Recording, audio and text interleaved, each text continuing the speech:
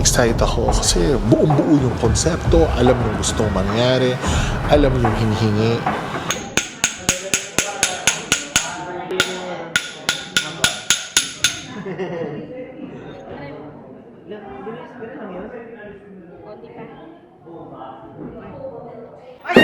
Ay, Dumulas na nga.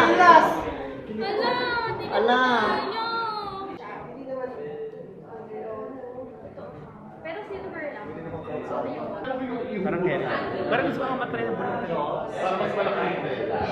The biggest comeback of SB19. I want to give value to something I know mahalaga sa boys. Yung Team Rain XM has always been very supportive of the SB19 related projects. Kinonta ko agad yung mga trusted designers natin, yung mga suppliers natin. Team Francis Liberan, Team Neric Beltran. Minessage ko sila. Ang daming taong nagtulungan, nagsanib puwersa. Okay, I always ask for feedback. For instance, si Stel, kailangan medyo ice yung dating niya. Pero kailangan magaang, nasasayaw, nakaka-acting. Actually, for everyone, kailangan ganun yung requirement. Yan yung This one or this one? Parang ito, Okay, nanalo yung gusto. iniisip ko, kung magkikape tayo, i-full na natin to. Ngayon ko lang Sige. naisip. Kasi Okay baka lang. pag half siya, baka magmukhang Prince Eric. Okay. Okay. Sige, Okay na ako dun sa full. Neric thought of using PET bottles ng mineral water to create the ice-like effect.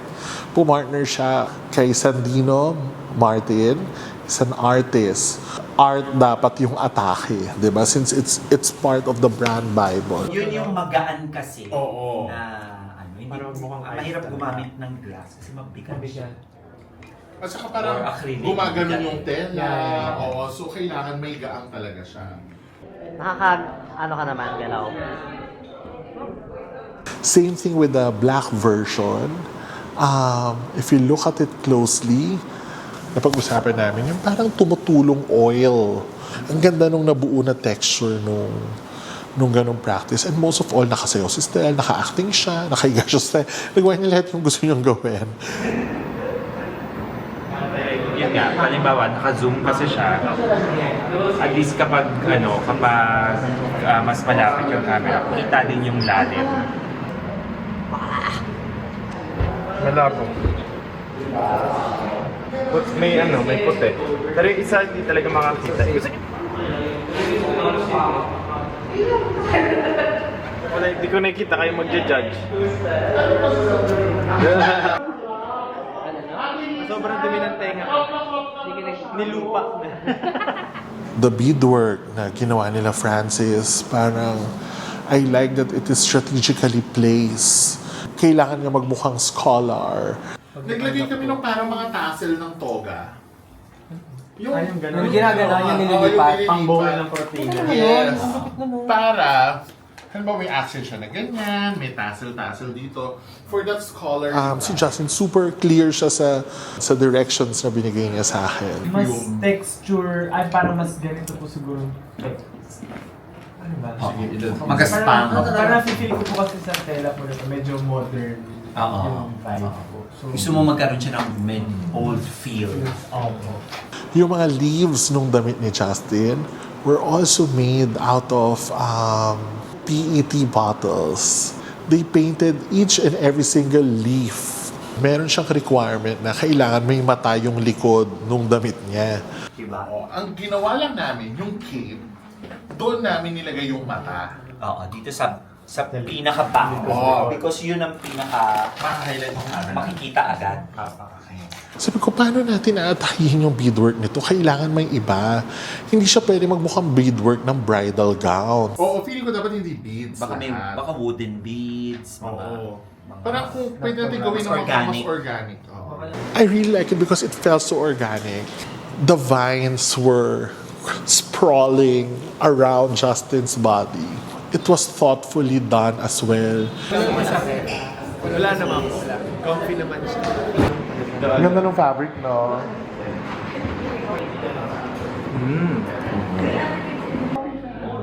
Kung itong ngayon, okay lang din. And it looks so expensive. Yung mga na-challenge ako, yung kay Pablo. Ano po kaya parang pinakamatapang na... Ellen. May feeling mo. Oo. Kasi yung character ko, Wolf King eh, pero... Wolf! Oo nga pala. Para siyang Wolf King. He needed to look like a warrior na may pinagdaanan na. So the challenge for us really was, how do we make the costume look as real as possible na yung mga sugat, yung mga punit, parang we wanted it to look and feel natural. At yung pinagdaanan niya, it should be executed. Na mukhang may pinagdaanan talaga siya more than we put elements. Pinaghihila siya to create that natural tattered effect. For fantasy, we go with the coppers. Okay? Oo. Meron pang team na pumunta abroad to buy the raw materials for that, just to achieve that natural finish that we wanted. And nung na-finish na yung outfit ni Pablo, ang ganda-ganda niya. Mukha talaga siyang parang from that era. And si Sandino, he had an idea na parang lagyan si Pablo ng parang nakapoke na arrow doon sa may shield niya. Hindi siya natatanggal. Permanent na pre. Nakakatagal yung costume. It felt natural and it felt like it was really part of the narrative na may pinagdaanan siya. Yung beadwork na nandoon sa obi belt ni Pablo, it was shaped like a wolf.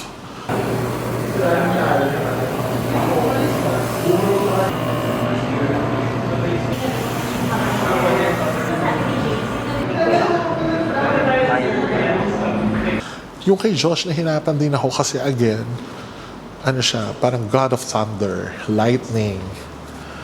How do I communicate that? Hindi kay Agnes. Sabi ko yung gloves mo, matatapos siya at some point na maganda na haluan siya ng prosthetics.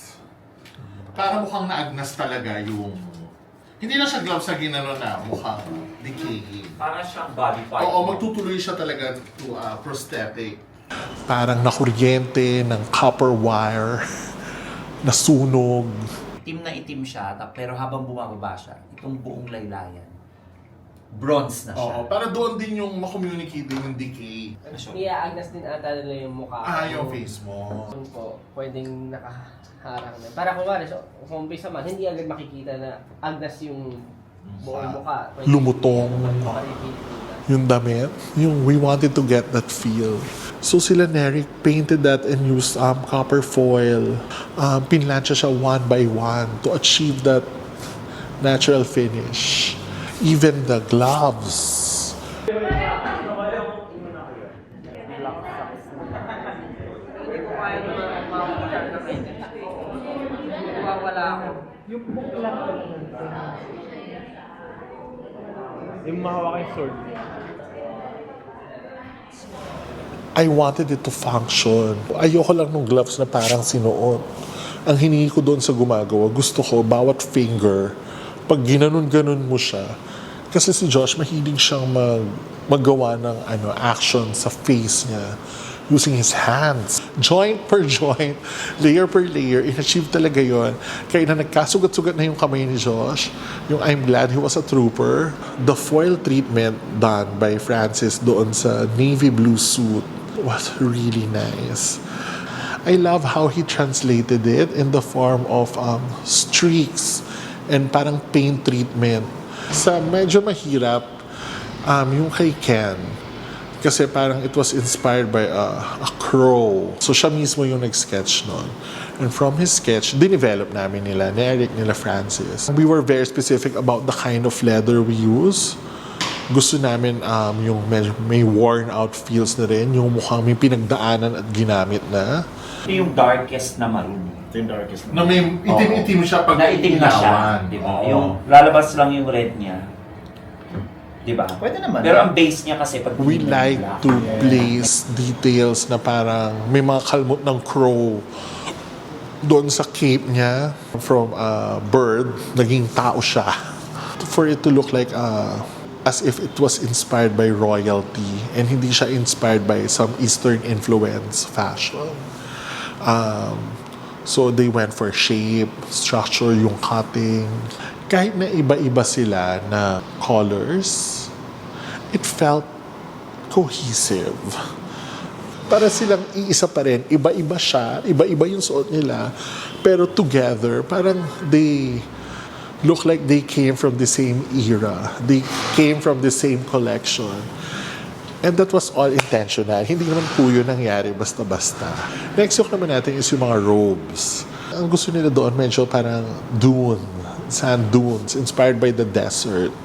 Ito doon na natin. So we did it using patchwork. The patterns were made one by one.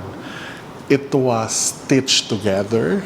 Ginupit isa-isa ng squares using different fabrics. I wanted it to flow as well. So imagine doing it times 5. I really love how it turned out. Especially the part nung naging bato na sila, naging statues na sila. We did a good job. Yung, hey, this is art. Na-achieve namin yung goal. Siyempre, ito na naman tayo sa sayawan. Kailangan, ang number 1 criteria is A, maisasayaw. Yung how do I make an outfit look dynamic. Sa lahat ng outfit na binuo, dito kami natagalan.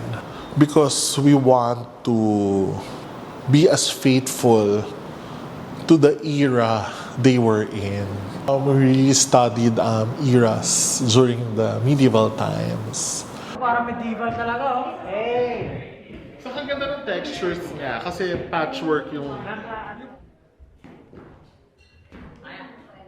Saka magaan, di ba? Ate, picture lang may pang poster ko niya. Ito sa gulo yung halaman. Nandang halaman. 3, 2, 1. Gusto namin yung mukhang may chainmail na ano, pero paano nila maisasayaw yung chainmail? Thankful ako that we decided to source abroad. And I was so happy that when I saw them dancing, ang ganda. Parang sulit yung pagod. And the black and maroon treatment, that was a request from the boys. They really wanted that color. In our 16 years in the industry, I will really consider it as one of the most difficult projects we've ever tackled. I want it to be seen. I want it to be felt by the 5 senses. That would last forever, a legacy. I am proud of my team. You create a fantasy. You create a storyline.